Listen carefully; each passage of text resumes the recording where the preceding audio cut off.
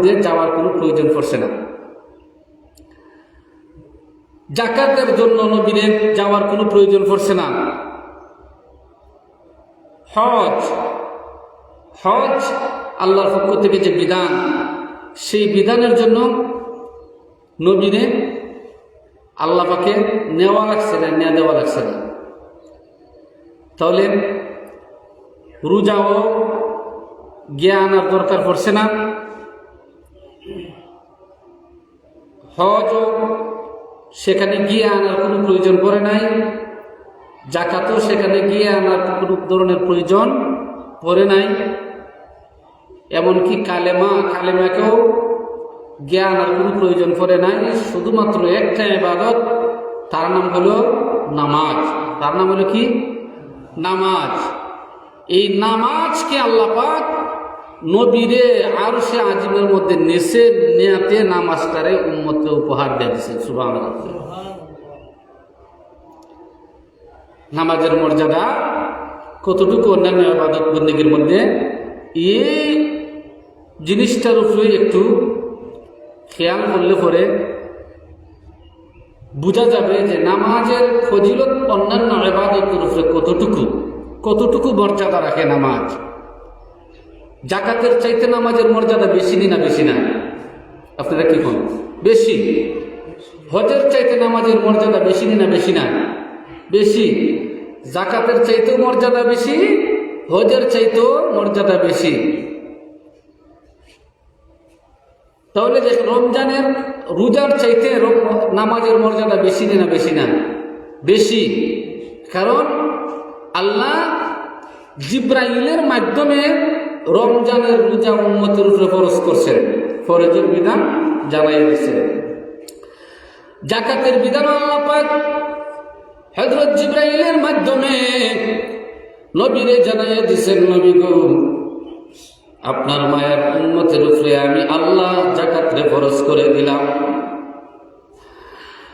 জিব্রাইলের মাধ্যমে হজ, বাইতুল্লাহ শরীফ হজ করা, এই হজ করাকে আল্লাহ পাক রব্বুল আলামিন জিব্রাইলের মাধ্যমে নবীরে জানাইয়া দিয়েছেন, নবী গো, হজ আপনার উম্মতের উপরে ফরজ করিয়ে দেওয়া হয়েছে গো নবীজি। জাকাতরে জিব্রাইলের মাধ্যমে নবীরে জানাইয়া উম্মতের উপর ফরজ করা হয়েছে। কিন্তু রোজা এমন একটা ইবাদত, যেই রোজা মহান রব্বুল আলামিন আল্লাহ পাক জিব্রাইলের মাধ্যমে আল্লাহর নবীকে নামাজ যে ফরজ করেছেন তা জানাইয়া দেওয়া হয় না, বরং নামাজ যে উম্মতে মুহাম্মদীকে দেওয়া হয়েছে। এই জন্য মহান আল্লাহ পাক হযরত মুহাম্মদুর রাসূলুল্লাহকে ওই রজব মাসের 26 তারিখ দিবাগত রাত্রে আল্লাহর নবীকে বুরাকের মাধ্যমে প্রথমে বাইতুল মুকাদ্দাস, তারপরে বাইতুল মুকাদ্দাস থেকে প্রথম আসমানে নিয়ে গেলেন, প্রথম আসমান থেকে দ্বিতীয় আসমানে নিয়ে গেলেন। প্রথম আসমানের মধ্যে যা কিছু আছেন আমার নবীকে দেখাইছেন। নবীজি এই প্রথম আসমানের প্রান্ত সীমা পরিমাণ সব কিছু দেখে আসলেন।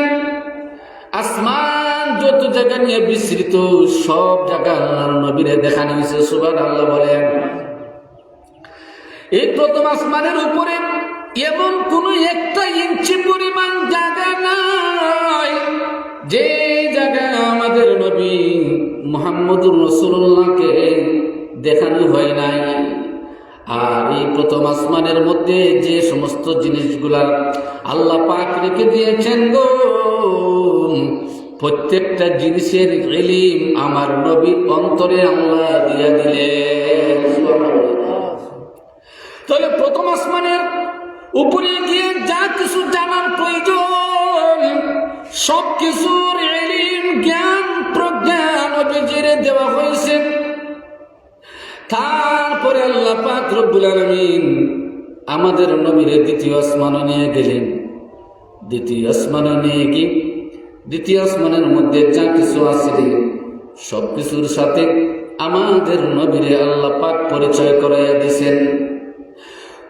শুধু পরিচয় নয়, প্রত্যেকটা জিনিসের যে ইলম আছে, প্রত্যেকটা জিনিসের কি গুরুত্ব আছে, কি তাৎপর্য আছে, কোনটা দ্বারা কি হয় না হয়, কোন জায়গায় কি আছে না আছে, সব কিছু আমাদের নবীজিকে আল্লাহ পাক রব্বুল আলামিন জানাইয়া দিলেন, দেখাইয়া দিলেন, জানাইয়া দিলেন, দেখাইয়া দিলেন। প্রত্যেকটা জিনিসের ইলম আল্লাহ তাআলা নবীজির সিনা মুবারকে আল্লাহ পাক দিয়ে দিলেন।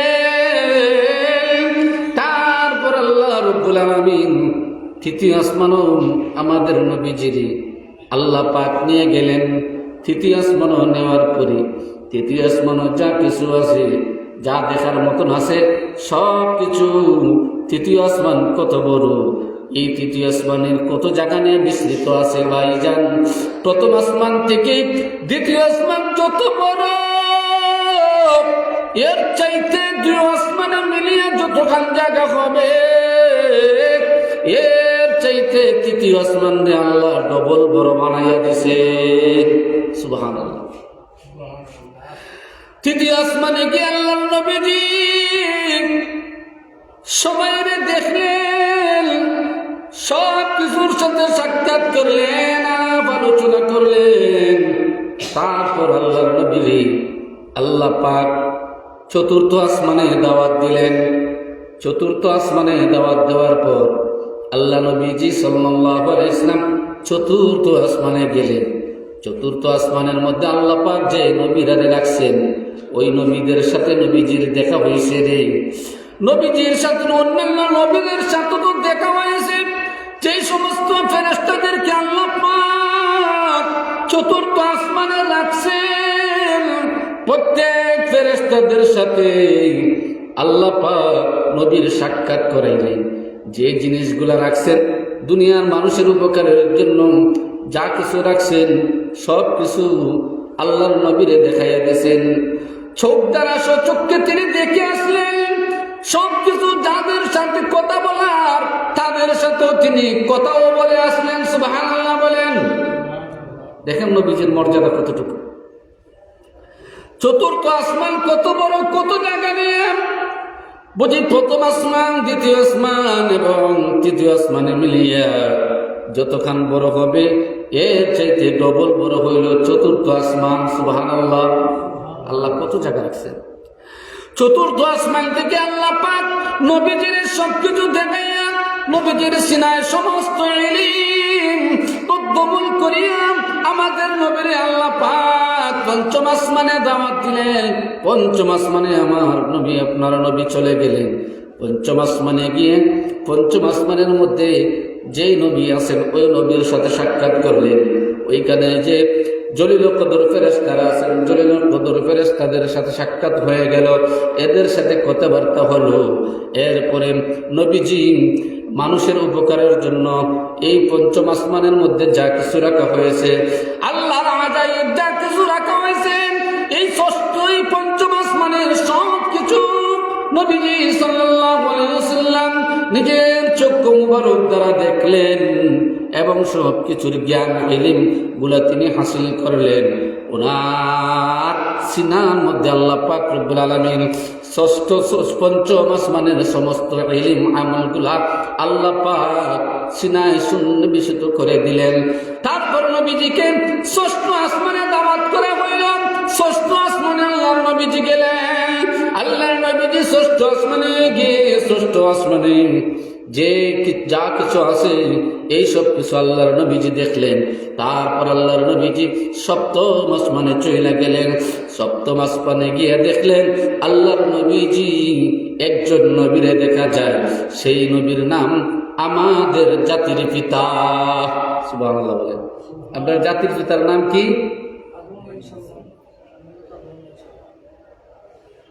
আমাদের জাতির পিতার নাম কি? ইব্রাহিম আলাইহিস সালাতু ওয়াসসালাম। বাংলাদেশের মানুষের জাতির পিতা পরিবর্তন করে ফেলেছে, কিন্তু কোরআনের যে তারা জাতির পিতা আমরা পরিবর্তন করতে পারি না। ওয়াসাম্মাকুমুল মুসলিমিন,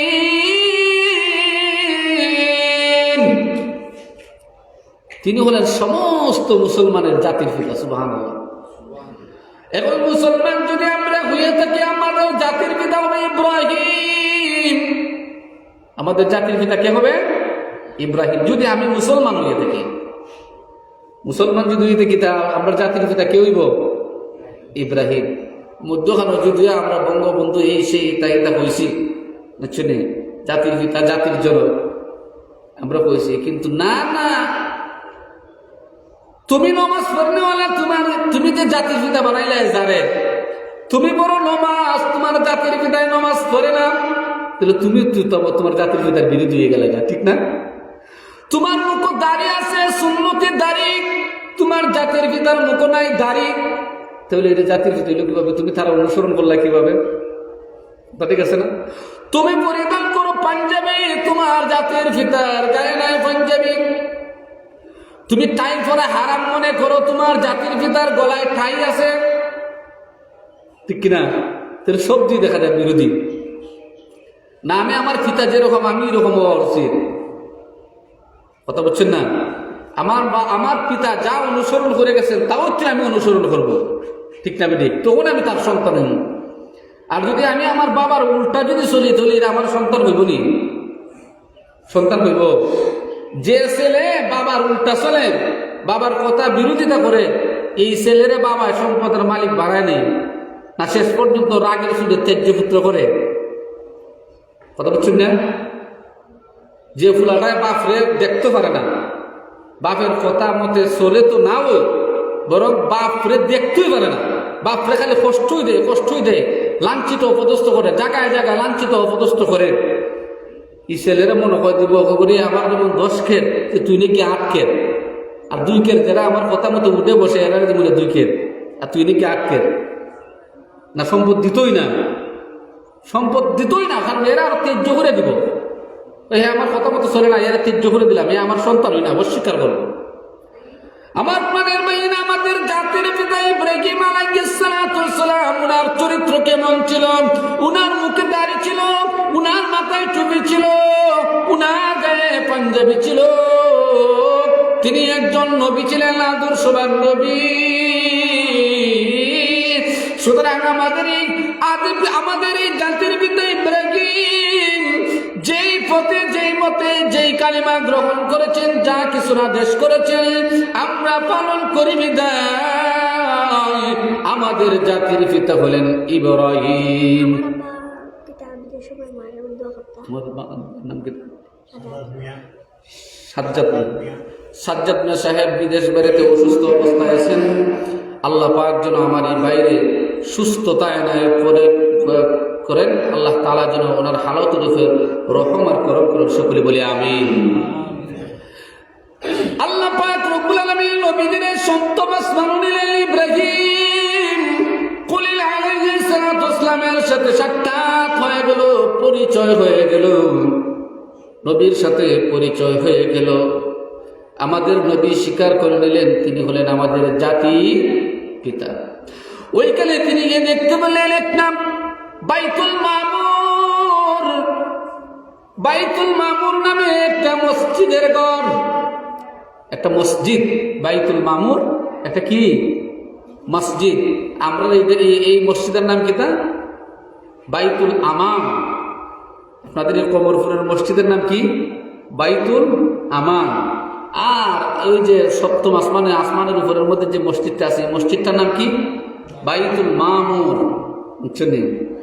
বাইতুল মামুর। তাহলে মোটামুটি মিল আছে, তো ওটাই মোটামুটি কি আছে? মিল আছে। আমান মানে নিরাপত্তার ঘর, বাইতুল আমান মানে নিরাপত্তার ঘর। এখানে আমরা নিরাপদ না নিই না, এখানে আমরা কিলাকিলি করে নিই। হ্যাঁ, মসজিদের ভিতরে তো কিলাকিলি, মারামারি, উড়াউড়ি, ফাড়াফাড়ি, কোথায় তা নাই, আছে? তা নাই, যে নিরাপদের জায়গা। এখানে এখানে বাদশা সাহেবের যে জায়গা, ওইখানে ফকিরেরও সেই জায়গা।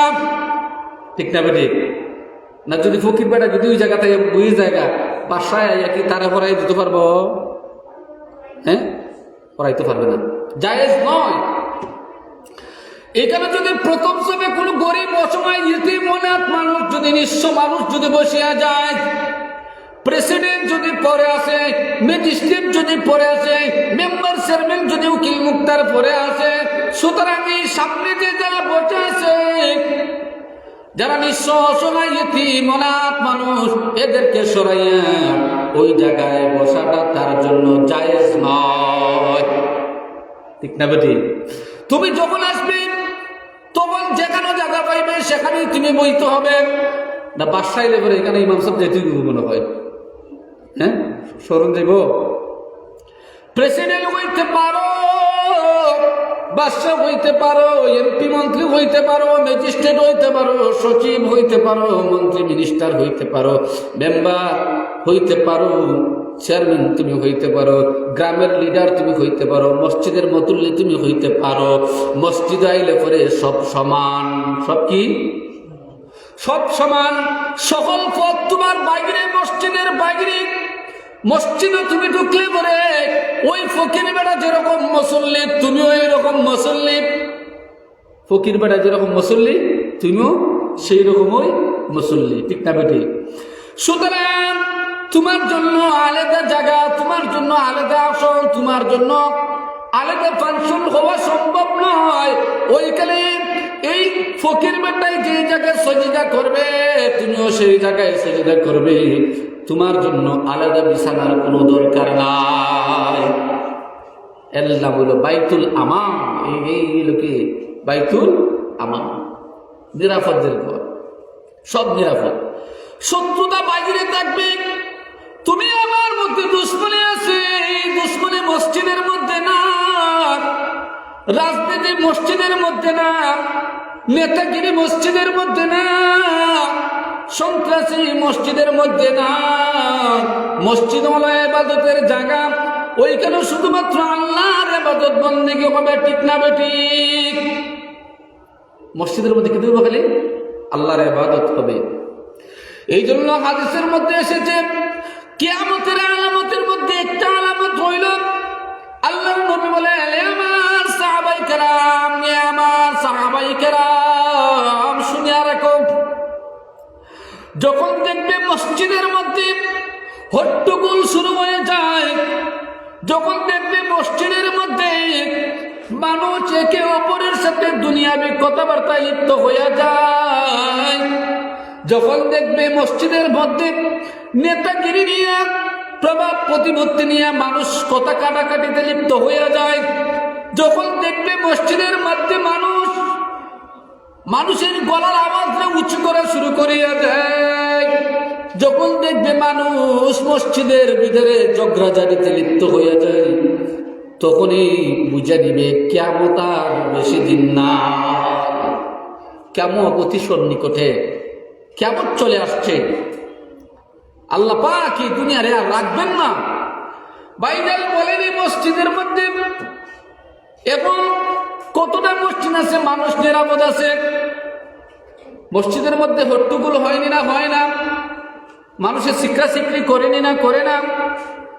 শিক্ষা শিক্ষি করে লাগে সবরা পাইলে বলে শীতনুলিয়া লাগে দেখা কিলা কিলি, বিস্কুট কম করছে লাগে দেখা কিলা কিলি, সবে মেলা যাইলে পরে বিস্কুট লিয়ে লাগে যায় মারামারি, 27 রাত্র আসলে বিস্কুট লিয়ে লাগে যায় মারামারি, শুক্রবারে সিন্নি আসলে সিন্নি নিয়ে লাগে যায় মারামারি, মসজিদের ভিতরে লাগে যায় উড়াউড়ি কথা কাটাকাটি। লাগেনি? আপনারা কেন লাগে না? আমি আইসি পরে লাগছে না, দেখছি না, কিন্তু বহুত জায়গা আছে এটা লাগে জায়গা, মসজিদে উড়াউড়ি লেগে জায়গা, খাজ্জা সিন্ধু লেগে খাজ্জা লেগে জায়গা। বুঝি জানিয়ে রাখো, এটা হলো কিয়ামতের আলামত। মসজিদের মধ্যে তুমি শুরগোল করতে পারো না, মসজিদের মধ্যে তুমি চিকরা চিকরি করতে পারো না, মসজিদের মধ্যে তুমি দুনিয়াবি কথাবার্তা বলতে পারো না, মসজিদের মধ্যে তুমি ঝগড়ায় লিপ্ত হইতে পারো না, মসজিদের মধ্যে মধ্যে তুমি নেতাগিরি দেখাইতে পারো না, মসজিদের মধ্যে তুমি বেড়াগিরি দেখাইতে পারো না, মসজিদের মধ্যে তুমি প্রভাব প্রতিপত্তি তুমি দেখাইতে পারো না। কারণ যদি তোমার মধ্যে থেকে এমন জিনিসটা যদি প্রকাশ পাওয়া যায় রে আমার মায়ার উম্মত, জানিয়া রাখো কিয়ামত অতি সন্নিকটে, বেশি দিন আর বাকি নাই, এই দুনিয়াকে আল্লাহ ধ্বংস করিয়া দিবেন। সুতরাং কিয়ামত যত সন্নিকটে আসবে ততই মানুষের উপরে শুধু খালি বিপদ আসতে থাকবে, বিপদ আসতে থাকবে, বিপদে আসতে থাকবে। আমরা মেম্বার সাহেব উনি দোয়া চেয়েছেন, ওনার সন্তানরা একজন ছেলে হয়েছে, আল্লাহ তাআলা যেন এই সন্তানের হায়াতকে আল্লাহ বাড়ায় দিন, সকলে বলে আমিন। তার নাম হলো এনায়েতুর রহমান। আল্লাহ পাকে তার হায়াত ও রিজিক ও বরকত দেওক এবং তার আলিম হিসাবে আল্লাহ কবুল করুক, আমিন। কারণ এই গ্রামের মধ্যে আলিম নাই, আল্লাহ পাকে যদি আলিম দেন দোয়া করি সকলেই একবারে কায়মুল বাক্যে প্রত্যেকেই দোয়া করো, আমাদের উচিত আল্লাহ পাকের জন্য এই গ্রামও প্রত্যেকটা ঘরে ঘরে যেন আলিম দান করো, প্রত্যেকটা ঘরে ঘরে আল্লাহ তাআলা আলিম তো। কারণ ওই মানুষের চাইতে অসহায় আর কেউ হইতে পারে না, যে ব্যক্তির লাশটা সামনে কিন্তু তার সন্তান তার জানাজার ইমামতি করতে পারে না। কি মনে করে কত মানুষ আরেকজনে আমার বাবার জানাজার নামাজ পড়াইব, তাহলে এই মানুষটা সবচাইতে বড় অসহায় হয়ে যায়। যাহ, এর কত মানুষ আছে কিন্তু আমার ছেলেটা আমার জানাজা পড়ানোর যোগ্য হইল না। তাহলে আমার প্রাণের ভাইয়েরা, আমরা আমাদের সন্তানদেরকে এমনভাবে বানাই যাতে করে আমার জানাজা পড়াইবার মতন যেন তার তৌফিক যেন হয়। পাশাপাশি দিনী এবং জাগতিক শিক্ষায় শিক্ষিত করি, কোনো সমস্যা নাই, কিন্তু দিনী ইলম আমার অতটুকু অন্তত জানানি দরকার বা শিকারি দরকার, যাতে করে আমার সন্তানটা আমার জানাজার নামাজ সহি শুদ্ধভাবে পড়াইতে পারে এবং আমার ছেলের জানাজার আমার ছেলের ইমামতিতে যেন শত শত উলামায়ে কেরামরা যেন নামাজে অংশগ্রহণ করলে নামাজের যেন ক্ষতি না হয়, এইরকম অন্তত মাসাইল কোরআন এবং হাদিসের জ্ঞান আমাদের দেওয়া দরকার। যাই হোক, আমার প্রাণের ভাইয়েরা, আল্লাহ নবীজি সপ্তম আসমানের মধ্যে গেলেন। সপ্তম আসমানের মধ্যে গিয়া দেখলেন বাইতুল মামুর একটা মসজিদ আছে, ওই মসজিদটার মধ্যে একসাথে প্রায় 70,000 ফেরেশতারা একসাথে নামাজ পড়ে। 70,000 ফেরেশতারা এই মসজিদটারে প্রদক্ষিণ করে। এত পরিমাণ ফেরেশতারা, এরা যাদের একবার নসিব হয়েছে এই মসজিদের ভিতরে একটাবার, এই মসজিদটারে একটাবার প্রদক্ষিণ করা কিয়ামত পর্যন্ত এই 70,000 ফেরেশতা আবার দ্বিতীয়বার তওয়াফ করার মতন অনুমতি পাবে না। সুবহানাল্লাহ। আল্লাহ পাকে ফেরেশতা কি পরিমাণ রাখছেন, কি পরিমাণ আল্লাহ ফেরেশতা রাখছেন। নবীজি সাল্লাল্লাহু আলাইহি ওয়াসাল্লাম এই মসজিদটারে দেখলেন, এই মসজিদটারে প্রদক্ষিণ করলেন, মসজিদের পরিমাণ দেখলেন, ফেরেশতাদের অবস্থা দেখলেন, কত ফেরেশতা কতভাবে আল্লাহর ইবাদত বন্দেগীতে লিপ্ত। দেখলেন হযরত ইব্রাহিম আলাইহিস সালাতু ওয়াস সালাম এই মসজিদের পাশে একটি চেয়ারে, ইব্রাহিম শুনছেন দেখে কে জাতির পিতা ইব্রাহিম আলাইহিস সালাম কে? আব্দুল মতিন ভাই, আমার যুবক ভাই, ওনার আব্বা এবং আম্মার জন্য দোয়া চেয়েছেন। আল্লাহ পাক যেন ওনার আম্মা এবং আব্বার কবরে জান্নাতের বাগানে রূপান্তরিত করুন, সকলে বলি আমিন। সিনচুন্নি ইব্রাহিম আলাইহিস সালাম কেডা? জাতির পিতা। স্মরণ রাখেন, এটা ইমানের একটা অংশ, কিন্তু ইমানের একটা অংশ। মধ্যখানে যদি আমরা কেউ বীজ দেয় যে জাতির পিতা ইব্রাহিম না, বরং ও মুখ নাম দিতে আমার ইচ্ছা নাই, যে ও মুখ সাপ জাতির পিতা বঙ্গবন্ধু ইতা কিতাব ওর ইচ্ছা নাই। কারণ আমরা যদি অন্তরের মধ্যে এটা জাগরিত হইয়া যায় ও মুখ সাপ আমরা জাতির পিতা, তাহলে এখানে আমাদের ইমানের একটা দুর্বলতা চলে আসতে পারে। কোয়া যায় না এই অবস্থায় ইমানও যাইতে পারে। কারণ কোরআনের বিরোধী যদি হইয়া যায়, আকীদাগতভাবে যদি বিরোধী হয়ে যায়, তাহলে ইমান যাওয়াটার সম্ভাবনা আছে না। এই জন্য আমাদের বুঝে রাখা দরকার, আমরা রে বালা পায় না মানুষে, আমরা বালা কথা বলে বালা পায় না। যেন দেখবেন এরা কত দলিল দেয় যে কিভাবে সে জাতির পিতা হয়ে গেছে গিয়া।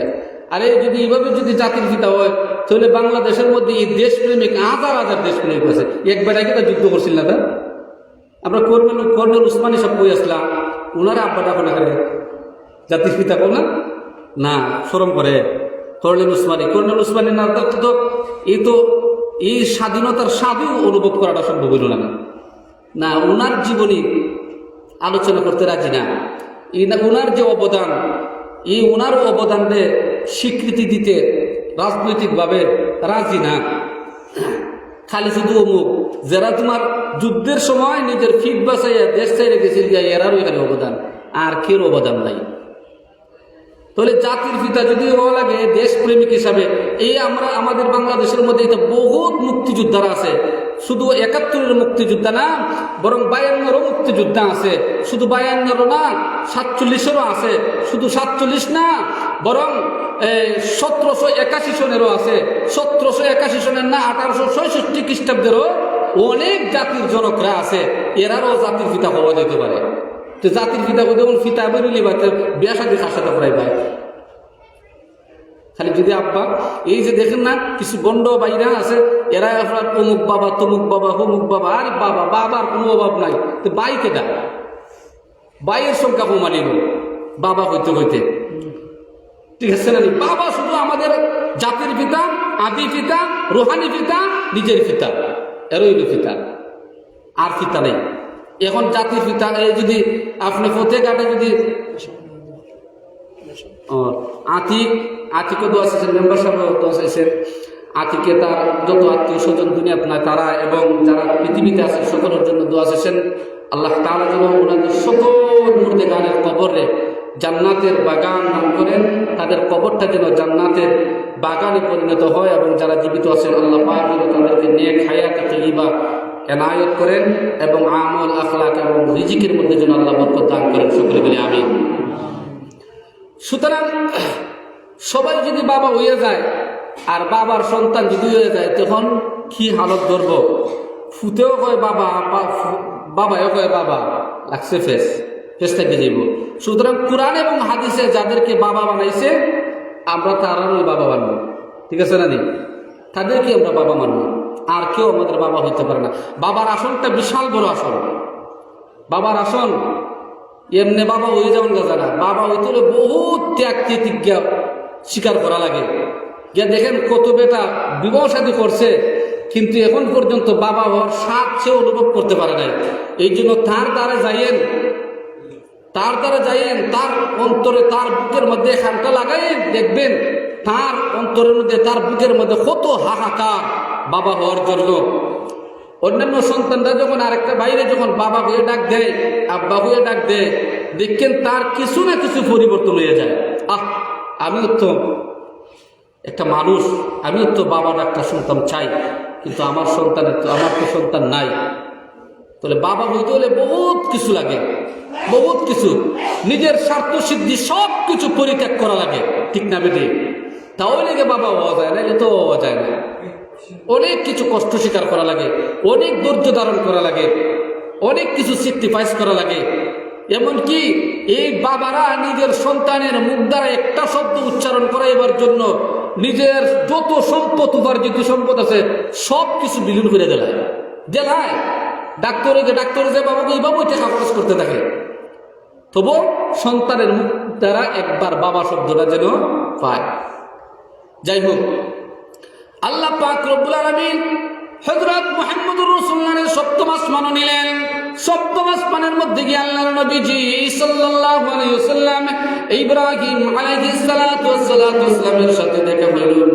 ইব্রাহিম আলাইহিস সালাতু ওয়াসসালাম বললেন, আমার সন্তান। ইব্রাহিম আলাইহিস সালাম নবীজিকে কি বললেন? আমার সন্তান।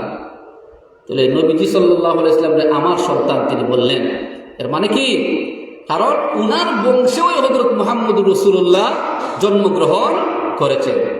ইব্রাহিম আলাইহিস সালামের ছেলের নাম হলো হযরত ইসমাইল। ইসমাইল আলাইহিস সালাতু ওয়াসসালামের বংশধরায় মক্কায় হযরত মুহাম্মদুর রাসূলুল্লাহ সাল্লাল্লাহু আলাইহি ওয়াসাল্লামের বাবা আর ওনার বাবার কাছে অর্থাৎ আব্দুল্লাহর পৃষ্ঠ থেকে আল্লাহ তাআলা হযরত মুহাম্মদুর রাসূলুল্লাহ সাল্লাল্লাহু আলাইহি ওয়াসাল্লামকে পৃথিবীতে পাঠাইলেন। সুতরাং মুহাম্মদুর রাসূলুল্লাহ সাল্লাল্লাহু আলাইহি ওয়াসাল্লাম ইব্রাহিম আলাইহিস সালাতু ওয়াসসালামের ছেলে হযরত ইসমাঈল আলাইহিস সালাতু ওয়াসসালামের বংশধর। এই বংশে তিনি জন্মগ্রহণ করলেন। এই সপ্তম আসমানে আল্লাহর নবীজিরে আল্লাহ পাক অনেক কিছু দেখাইলেন, বাইতুল মামুর দেখাইলেন, আল্লাহ পাক রব্বুল আলামিন একটা মুরুগ দেখাইলেন। একটা মুরুগ আছে একটা, এই মুরুগে বাঁধবে, আমরা বাঁধবে ফজর তো ডাকে কিতা কয় মুরুগের বাসায়, আমরা তো মনে করি কুরকুকুক কয়, এটাই কিন্তু ওই গানের মধ্যে আরেক শব্দ হয়, সুবহুন কুদ্দুস রাব্বুনা ওয়া রাব্বুল মালাইকাতি ওয়ার রূহ।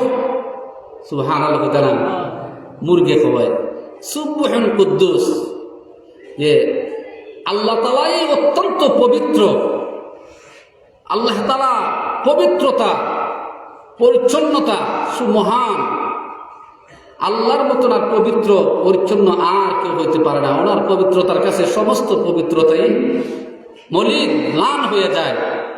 এই জন্য আল্লাহ তাআলা সূরা বনি ইসরাঈলের ওই কিতার এটার নাম কি হয়, মেরাজের ঘটনাকে বর্ণনা করতে গিয়া সর্বপ্রথম শব্দ ব্যবহার করেছেন সুবহান শব্দ ব্যবহার করেছেন। আল্লাহ রাব্বুল আলামিন অতীব পবিত্র, খুবই পবিত্র, এবং ঘটনা বর্ণনার ক্ষেত্রে মেরাজের ঘটনার ক্ষেত্রে আল্লাহ পাক অত্যন্ত সত্যশীল, মিথ্যার যেন কোনো ধরনের অবকাশ নাই। কেউ বুঝে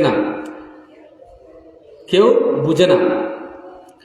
এক ব্যক্তি একটা ঘটনা বলে একটা খেতার মধ্যে আনা হয়েছে, এক মহিলা তার স্বামীরে হইতেছে, শুনছনি ওই যে মক্কার যে মুহাম্মদ, আমাদের দিনের নবী মুহাম্মদুর রাসূলুল্লাহ, উনি নাকি রাত্রের একটা অংশে, সাধারণ একটা অল্প সময়ে তিনি নাকি ওইখান থেকে বাইতুল মুকদ্দাস গেছেন।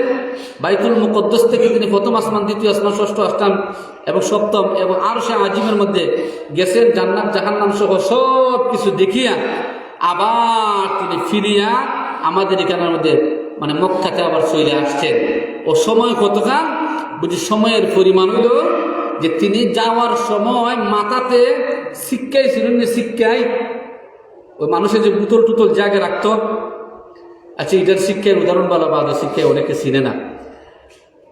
তিনি যে জায়গা অজু করছিলেন, ওই অজু যে করছিলেন, এই অজুর পানি নবীজি মেরাজ থেকে আইয়া দেখেন এখনো প্রবাহিত হচ্ছে। সুবহানাল্লাহ। কতক্ষণ সময়, একটা উঁচা জায়গার থেকে পানি যেতে নিচা জায়গার যেতে আপনার 10 ঘন্টা লাগবে না অল্প সময়। আল্লাহ পবিত্র কোরআনে বলেন, সুবহানাল্লাযী আসরা বিআবদিহি লাইলান মিনাল মাসজিদিল হারাম ইলাল মাসজিদিল আকসাল্লাযী বারাকনা হাওলাহু লিনুরিয়াহু মিন আয়াতিনা। আল্লাহ পাক বলেন, পবিত্র সত্তা তো তিনি, যিনি তার নিজের বান্দারে আবদিহি লাইলান মিনাল মাসজিদিল হারাম, লাইলুন শব্দটা আল্লাহ পাক রব্বুল আলামিন কুরআনের মধ্যে নাকিরা অনির্দিষ্ট একটা শব্দ ব্যবহার করে আল্লাহ বুঝাইতে চান।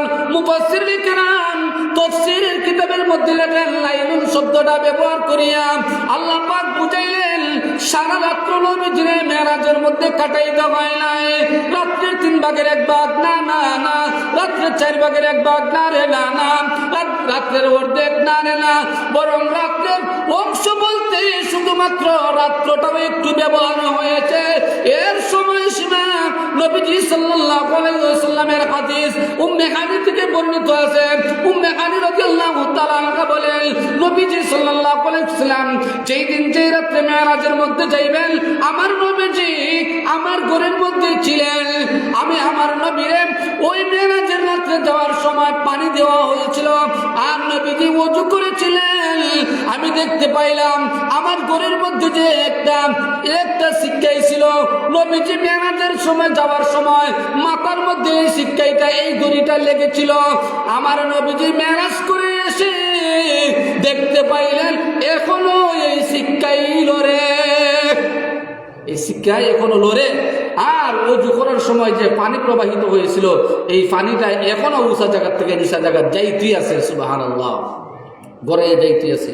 এত সময় পরিমাণ এই অল্প সময়ের ভিতরে নবীজি সাল্লাল্লাহু আলাইহি ওয়াসাল্লাম চলে গেলেন কোথায়? আরশে আজিমের উপরে। জান্নাতও দেখিয়েছেন, জাহান্নামও দেখিয়েছেন। জান্নাতের তো 8টা দরজা আছে, ওটা দরজা প্রথম দরজার থেকে দ্বিতীয় দরজা তার ডবল বড়, দ্বিতীয় দরজার থেকে চতুর্থ দরজা, দ্বিতীয় দরজা আর প্রথম দরজায় মিলাইয়া যতখান বড়, তৃতীয় দরজা এর চাইতে আরো বড়। এইভাবে প্রত্যেকটা দরজার থেকে একটা দরজা আরেকটার থেকে অনেক অনেক বড় জায়গা। আরশে আজিম কত বড় বুঝি? 7 আসমান 7 জমিনের সমস্ত জায়গারে মিলাইয়া ডবল করলে পরে যতখান এর চাইতে আরো কোটি গুণ বড় হলো আরশে আজিমের এলাকা, সুবহানাল্লাহ। এই সব জায়গা নবীজির আল্লাহ তাআলা দেখাইছেন। বুঝি এই সমস্ত জায়গা যে দেখাইছেন এটা দেখতে সময় লাগে না? তাহলে এই অল্প সময় তার দিককে আসলেন কিভাবে? দিককেটা কিভাবে আসলেন? ব্যক্তি যখন তার স্বামীরও হইতেছে, স্বামী দূর, এই অল্প সময়ের ভিতরে যাচ্ছে ওই আসমানও যাইব কিভাবে? আমি তো বিশ্বাস হয় না তাই যে মক্কা থেকে যে ওই বাইতুল মুকদ্দাস জেরুজালেম যে গেছেন, এটাও তো আমি বিশ্বাস করি না। এটাও আমি কি করি না? বিশ্বাস করি না। কারণ অনেক জায়গা, এই জায়গায় কিভাবে যাইব? ঠিক আছে, যা তুই তোর মাছ বানাইতে থাক, আমি আমার গোসল করে। ঘটনা অনেক লম্বা, সময় যাই, বুকের সময় সংকীর্ণ। এখানে থাকুক, যে বেটারে গোসল ফাটাই দিছি, যদি সময় সিদ্ধি হয় বেটারে গোসল থেকে তুলবলে কিনা হবে, বেটা গোসল করতে থাকুক পানি। আল্লাহ পাক যেন আমাদেরকে এই কথাগুলোর উপর আমল করার তৌফিক দান করুন, সকলে বলে আমিন। সুবহানাল্লাহি ওয়া বিহামদিহি সুবহানাল্লাহিল আযীম, সুবহানাল্লাহি ওয়া বিহামদিহি সুবহানাল্লাহিল আযীম। আল্লাহুম্মা আমিন। রব্বানা আতিনা ফিদ দুনিয়া হাসানাতাও ওয়া ফিল আখিরাতি হাসানাতাও ওয়া কিনা আযাবান নার। রব্বানা ফাগফির লানা যুনুবানা ওয়া কাফির আন্না সাইয়্যাতিনা ওয়া তাওয়াফানা মা'আল আবরার। আয় আল্লাহ, পরওয়ারদিগারে আলম, তুমি মালিকের দরবারে হাত বাড়াইলাম। ইয়া আল্লাহ, আজকে হয়তো 26 তারিখ রে আল্লাহ। আল্লাহ, আজকে দিন গত রাত্রে তোমার নবীজি গো, তোমার নবীরে তুমি আল্লাহ আরশে আজিমের মধ্যে দাওয়াত করছো। আয় আল্লাহ, পরওয়ারদিগারে আলম, এই রাত্রের ওসিলায় তুমি আমাদের তামাম জিন্দেগির গুনাহগুলো তুমি মাফ করিয়া দাও। আল্লাহ, এই রাত্রের আল্লাহ মর্যাদা রক্ষা করার আমরা তৌফিক দাও। আয় আল্লাহ, তোমার মায়ের বান্দারা আল্লাহ, এই এলাকার অভিসংবাদিত আল্লাহ মেম্বার সাহেব দামাত বরকাতুহু, ইয়া আল্লাহ, উনি দোয়া চেয়েছেন ওনার সন্তানের জন্য, আত্মীয় স্বজনের জন্য, ওনার বাদশপুত্র আতিক দোয়া চেয়েছে তার আত্মীয় স্বজন জীবিত মৃত্যু সকলের জন্য। আয় আল্লাহ, আব্দুল মতিন ভাই তার আম্মা আব্বার জন্য দোয়া চেয়েছেন। আল্লাহ, ইয়া আল্লাহ, আল্লাহ তোমার আরেকজন মায়ের বান্দা আল্লাহ বিদেশ বাড়িতে বড় অসুস্থ। ইয়া আল্লাহ, ওনার সন্তান আল্লাহ দোয়া চেয়েছেন। আয় পাক পরওয়ারদিগারে আলম, ইয়া আল্লাহ, আরো যত ভাইয়ের আল্লাহ দোয়া চেয়েছেন আমার নাম স্মরণ নাই। আয় আল্লাহ, প্রত্যেকের সকল মুর্দে কান্ড তুমি মাফ করিয়া দিও। আল্লাহ, আমরা আজকে এই ওয়াজ তাফসীরের এবং আমাদের দোয়ার যতটুকু সওয়াব আছে গো, ও মাবুদ, তাদের আমল নামায় তুমি পৌঁছাইয়া দাও গো আল্লাহ। আয় আল্লাহ রব্বুল আলামিন, আল্লাহ জীবিত যারা আছেন আল্লাহ প্রত্যেকের নেক হায়াত তুমি এনায়েত ফরমাও। আল্লাহ, আমাদের মধ্যে তুমি বরকত দাও।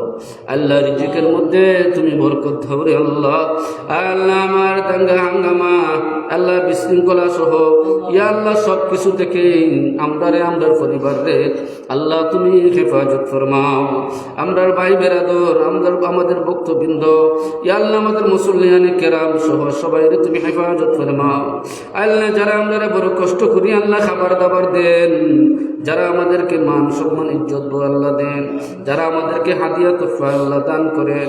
আল্লাহ, যারা আমরা মসজিদের মধ্যে ইমাম সাহেবদের বেতন দেন, যাদের নামে বেতন ধার্যগুলা করা আছে আল্লাহ, যারা মসজিদের মধ্যে আরো বিভিন্নভাবে সাহায্য সহযোগিতা করেন টাকা পয়সা দিয়া, ইয়া আল্লাহ ফল ফুল সহ বিভিন্ন জিনিসগুলা দিয়ে আল্লাহ, যারা যেভাবে মসজিদ মাদ্রাসা আলিম উলামা আল্লাহ মসজিদের ইমাম মুয়াজ্জিন সহ আল্লাহ এতিম অসহায় অনাথ মানুষদেরকে যে যেভাবে সাহায্য সহযোগিতা করেন আল্লাহ তাদেরকে আমরা দেওয়ার মতন কিছু নাই গো ও মাবুদ তোমার কাছে বলি আল্লাহ তাদের জন্য বুক ভরা ভালোবাসা আল্লাহ তোমার কাছে চান তাদের নেক উদ্দেশ্যগুলো তুমি হাসিল করিয়া দিও আল্লাহ ও আল্লাহ প্রত্যেকের মধ্যে গানটা তুমি মাফ করিয়া দেও জিন্দাদেরকে হেদায়েতে তাম্মা ইনায়াত ফরমাও কাল কিয়ামতের ময়দানে